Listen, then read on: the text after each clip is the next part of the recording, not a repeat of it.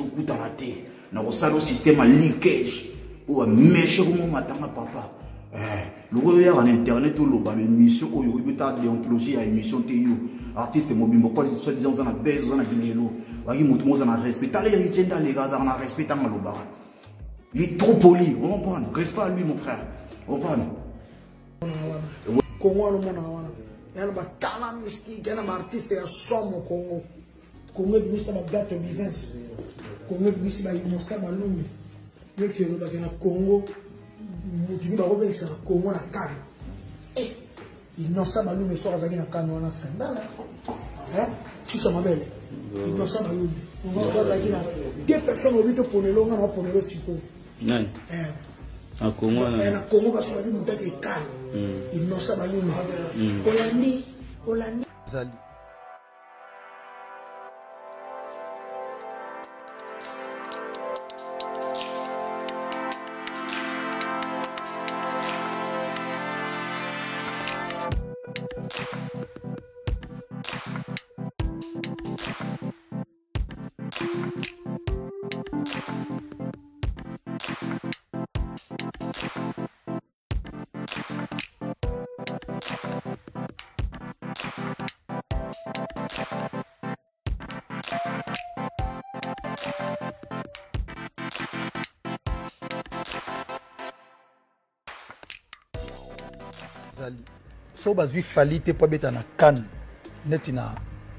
Voilà, merci beaucoup, merci.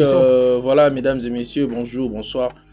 Ça dépend de l'heure à laquelle vous allez suivre cette émission. Donc voilà, nous émettons depuis la ville de Moscou, dans la capitale de la Russie. Donc comme vous le savez, Global Télévision Moscou est allé moko ya chaîne oyo to aka mingi ko lever l'actualité et puis nyonso to le kana communauté congolaise nyonso. Donc voilà, tous à la rawana na ba interview nyonso to oyo ba artiste ba lobaka et biso to yingela ka toujours ndinga ndinga to landela maloba nyonso to ezo lobama et puis biso to ya ko sela yango analyse. Alors je pense que sortie médiatique ya fallu tout le monde yango ye na masanae nati lokole. Bon, tu remarqueras vraiment d'habitude en fait tu remarqueras ceux qui bazo ça l'émission na bango balance un message moi au lobake nde to ça ba émission ya mike ekobima menga na oyebisa bango ndeko na biso nati na ndeko fali boyeba ke makambo ya ba émission kobima isali makap na ba émission ya falite isali maka na ba émission falite. Dernièrement toto ça l'émission sortie ya Weranson alobele makambo kashine amekaki ko kata hémorragie oyo Blaise Boula aleka na émission loba par rapport à Ferregola. Et même kaka Blaise Boula pe na émission salaka to yaka to salaka ba émission Kofi Olomide ku kolobate ba émission nyonso Kofi armoka bimanka to sala ngo ba émission to mona ki ba émission ya formateur a tant Kofi Olomide asalaki to tikalo mona Kofi Olomide ta vana na plateau lobakende to sa ba émission bo ba émissionner tout soit disant ba émission mike robima non ozomona. Donc ils a bassesse esprit. Donc ils a bassesse esprit parce que boyebi ke si boyokanda ki bo sala ba émission na bino allez boyaka toujours wana pona ko embrayer bato. Donc en tout cas toyebi ke ça na bassesse esprit ngana bibi za bassesse esprit parce que as artiste nyonso tout tango alekaka na média biso toyaka wana tozwi matière wana toyiko sala ngo ba analyse bato ba bengi ba pesi pe ba opinion na bango. Donc côté na kutu za kutu faux débat na osenga na yo na tiso bozwi yango so kokute na vidéo oyo encore une fois bo bandela ngo tezo kitisa bino ezo kitisa o makasi ndeko nati wana conseil na opesa yo vraiment. Donc ça là ça na bien mais to mo sentir vraiment yana mutu moko boya komi ko ya ko ridiculiser yo na plateau na yo moko et tozo sentir quand même que ye moko nem tozo soit contrôle ya plateau alors que yo c'est ton travail, c'est ton travail. Donc musa na eza ko poser ba question mais apparemment on dirait contrôle ya musa na ozo na ngo susute moni so yi déjà ba lesa ba mbongo eza lo bazo sombe esprit na yo so yi ulia ka mbongo moko bozo esprit talaka ba poser question ayebi yo tangela des musiciens les yo moko journaliste ozo koka ko tangela ba musicien o baza capable té ya ko prester na Cannes alors que oyebi histoire oyebi bien que non Bill Clinton a beta déjà Cannes ba mumbi ba beta ba Cannes est-ce que ba Cannes oyo ba mumbi ba beta o ba prester na ba Cannes on ezali ndenge mona o fallait sali mais non ba ndeko na ngai donc bakota souke ezo sala bino vraiment ezo sala biso vraiment pas si mingi ya omona ba biloko oyo donc bocha na mitu na bino ke tango sala émission soko lobby mabe ba émissionner de kozala soko lobby sala émission ko lobby mabe ndeko na nga yebaka ngo ba retomber zalaka toujours ba retomber zalaka ba biso zozaka ba retomber après ça l'émission bozu ba retomber ya ba appel ezaka pamba te owaki mso beta ki bandika mo ya makasi mona ma bazongelio mon amba ba warrior ba kotelo na ndenge ma privé ba fingi yope et ce sont des retombées ndeko na yo soso sala émission zo banga retomber ya ndeni ba retomber ko ya kaka donc voilà quoi donc elo ko pousser biso tout ça là vraiment émission oyo eza juste ndenge déboule ameki ko réagir pe na vidéo na ye yango to yé vraiment mingi pour na déboule to rappelle na bande ko nyonso to ba bi déboule te azali parmi ba rappeurs ya lingala hein RPK donc rap purement quinois hein RPK ba ebi RPK ba ebi na ba époque ba Lexus légal à l'époque ba Camélia ba Fatima Seya hein donc na époque na bango na époque wana nde ba Fofo Keji ba époque na bango hein donc ba époque ba Joe Cortez ba époque wana ba salaka ba succès parce que biso to anda oyoka bango fort na ba moment et puis fali pe azape parmi hein donc ayaka pe ko beta tout bana mai pe ba tchaki poa ba ba ebi ba oyoka boyoka nzembo mambweni yo donc ba ebani bien c'est un pote na ye oyo ba banda pe ba carrière banzela moko ka ndenge zala donc voilà wana ka moi à titre de rappel pour nous rappeler bande comme susu ka susu ba omona ye na kagoul peut-être ba ebi ete ba biso to yebi de boule to yebi et puis tant ayaki mikilia pe to monaki asala et puis mo ba reprise mususu ya chant moko pe ya fali mais fali azongi saka censé até basala ngona ba poison mobutu na ba MJ30 donc MG30 donc voilà c'est un peu ça quoi mais bande ko na biso ba réagir ba sepelité na ba propos oyo lobby donc oyo lobby ba toza na monde moko boye ezake non o lobby na 12h ba sepeli na ngote yeba ke batu bakoya koloba eloko asika ya litende ko fali donc ndeko na biso lifa eloko asika ya lite efanjo eloko asika na osalite olaka biso disque d'or olaka biso disque d'or atisiko rien to moni kuna pe banzembo na ba album ne komi solde kuna hein DCD ce qui DCD sur 4 CD 20 €.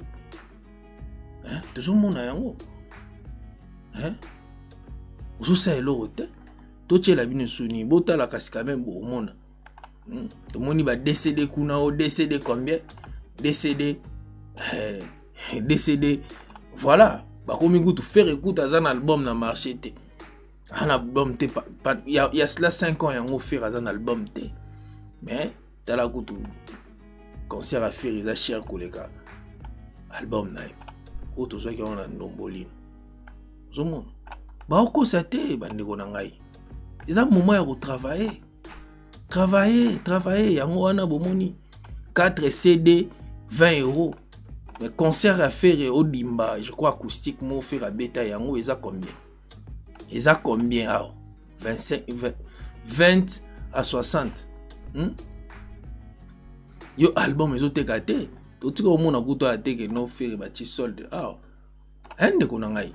Pourquoi vous ça la batte boy? Vous ça makelele trop. Vous ça makelele trop père. Père, tika wambre batuko. Hein? Oh, tika wambre batu yango awa tokos yango 7 €. Faire un album te na marché.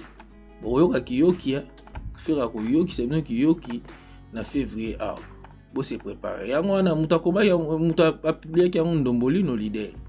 Yango, le concert de Ferrigol en vente à la FNAC coûte plus cher que l'album Tokos. L'album Tokos 7 €. Et le concert au Dimba de Ferrigol à 20 à 65 €. Et t'es abino te marambo. Eh bandeko nangai. Et t'es abino ko? Munokobo sala ya pamba. Munokobo sala ya pamba. Na ipsi no munokobo sala ya pamba. Hein? Betandule na yo. Vous avez danger pour les rabat tout. Vous avez le succès, vous avez le succès comme tout autre artiste, vous avez le succès na bango, ba beta bandule na bango. Mais on legi mutute. Hein? On legi mutute. Yango no moni kuna be babo pesa bino mambo babo pesa na ba passeport diplomatique on a ba bo pesa no pour orgueil leke belé. So ozyango awe comme ça va tourner comme le roi moi trophée mo. Hein bande on ngai. Vous travaillez plus. Il y a importance à travailler, canaliser les fanatiques non qui nous consommer. Au lieu de koyaka kosala ba émission mo bondireza ondirozoya ko l'accès batolo mais eloko mo pozo l'accès eloko asikati sikono l'accès batu pété. Oyaki a ono totine etika za jamais na lobi ngo etika za jamais nini instrument. Et puis artiste mo ta ya kolobela batwa ke non autotune les instruments peut to accepter en autotune etika za isa ba plugin. Ça va plugin autotune etika za jamais instrument ndeko na biso fali. Ndeko lifa. Non, il faut jouer ça la musique non na kimia surtout. Donc yango déjà mutuya.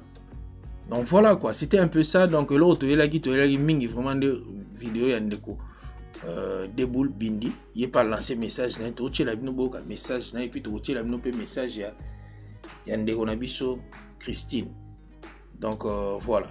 Toyoka Bindi Love, Deboul Kin Mafia style Toyoka. Na ba respect ya koluba ko pesa ba artiste na so ba valeur ndé na lobara. Yo leki artiste morte na kin. Ezande ki le noté, ezande ke ozitin ba manager na yo ba et famille c'est Mr. Deboul Bindi. Na yo zongi sa fali poupa, na yo zongi sa on attend, ozonga mutu parce que na yo loba nom de artiste tout congolais. On comprend. La blague est légui trop papa. Yo légui mutu fali, tika o lega pe mutu. Vous comprenez? Et ça loko la ngombe na zandu ndunda mbisa kokauka madesu fufu bien ndunde lobake eleki ngombe na kilelo. Faut à bête, faut à rendre mon moto ça bien té pour le baquet, nous de l'équipe, ngombe na kilelo. Vous comprenez? Succès et sa carrière artiste était. Na le bon nom de Weranson, JB, Héritier Wata, Fabrigaz, Félix Oazé quoi. L'artiste et tout quoi. Vous comprenez? Faut tous na ba respect à le bar pesa ba artiste na so ba valeur ndé na le bar. Yo l'équipe artiste morte na kin. Ezande kilelo té, ezande ke ozitin ba manager na yo. Babundi Pokémon okoma na place wana kana wana non l'équipe artiste congolais nyonso te on passe atangi deux artistes oyo ba leki yo obaza pe mie ba beta wana ya liboso non lo banga Deboul Bindi boki na ba YouTube ota ba bona ngai ba kiss na yo ba formation ngino nde esala ba batala tala yo ngana simba bwana musique te na yapoto yo ko film ta fula yo oso comprendre il nonce bien la deuxième personne il nonce bien sera matina pour dire wana ba leki yo on comprend. Il y a osaï le côté, on prend maintenant il y a un message il y a bonisa makofi pour mana yo fali tout coup à la tête na osalo système à leakage pour mécher comme matanga papa le il y a en internet tout le ba émission oyo ibeta déontologie à émission teyo artiste mobimbo quoi soit disant dans la base dans la kilelo waki mutu moza na respect ta les richenda les gars na respect ta maloba il est trop poli on prend respect à lui mon frère on prend. Innocent Malumbi yo ki lo bakena Congo mutu ba ko bekisa Congo na Kano Innocent Malumbi so azaki na Kano na sandala tu ça mabele Innocent Malumbi on va azaki na deux personnes au but pour le long na pour le sipo nani a Congo na Congo ba so mutu ke Kano Innocent Malumbi Olandi zali so bazwi fali te po beta na Kano netina ouverture il y a Cannes ça dit ça au monde qu'il fallait la bonté tant qu'il a deux bons oh bazo mériter mieux que ngai bino batwana ndako boso na kadza boluka na salon deux bons na bino za banda Et puis, bon, vous pensez que vous méritez mieux que Faline Ali. Toi, monsieur, toi, Congo est un grand artiste qui a dansé Congo. Voilà, en tout cas, merci beaucoup. Merci Nabandeko Nyonsu Bazu temps. On a vraiment Rolanda. Vraiment vidéo na bisoti na suka. Donc trosenga na yo. Vous s'abonner massivement na chaîne na biso puis na page Facebook na biso Trésor Global. Donc na posa na yo vraiment kuna parce que awa vraiment la chaîne ya promotion. Il me on a biso za na ceux qui ba suggestion zali ba remarque ali benga biso. Toko solo la toko yeba oni toko sala. Merci beaucoup mais toko yebisa na ndeko na biso tala musala oyo Ferregola asala ki na des show must go on musala ya qualité nde wavandi kimia au sala musala na ndenge sengeli yo kaka fala toa ebele alors que musala malonga réalité autotune na autotune tala musala ya ndeko Chila mwina bakuna na kabutu kuyete na maloba bakizate pesa ya tango astene padre pourquoi basobo ya ngai situation nazwaki jugement par défaut ma belle j'entendais pouvoir Blanchard et tout ça plaidoirie pronomo tazo plaider pronomo Pona boiba bokaba katelanga likamo ya esi na compétence ya basusi ya balabala na soulever juridiction incompétente Africain salon nene jamais okana na bolingo oyo pesa kangai yango na pesa ki yo motema na ngai je koko baby singa na bebe omisina mongi esa l'avantage maina yo Quel vaisseau Muteba suria munangeza kiroko la mwana bebe babotisika Oh ya ya chilambwi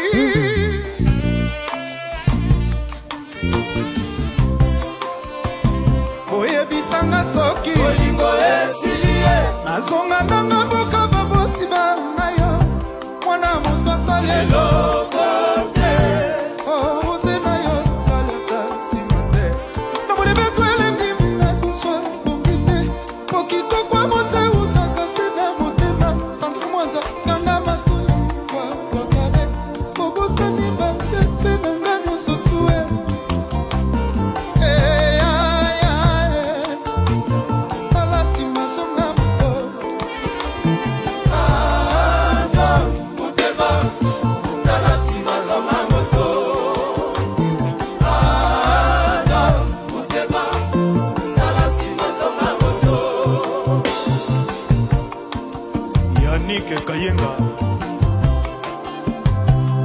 Je me suis à faux Nabakisa sonio subazo porte contre ngai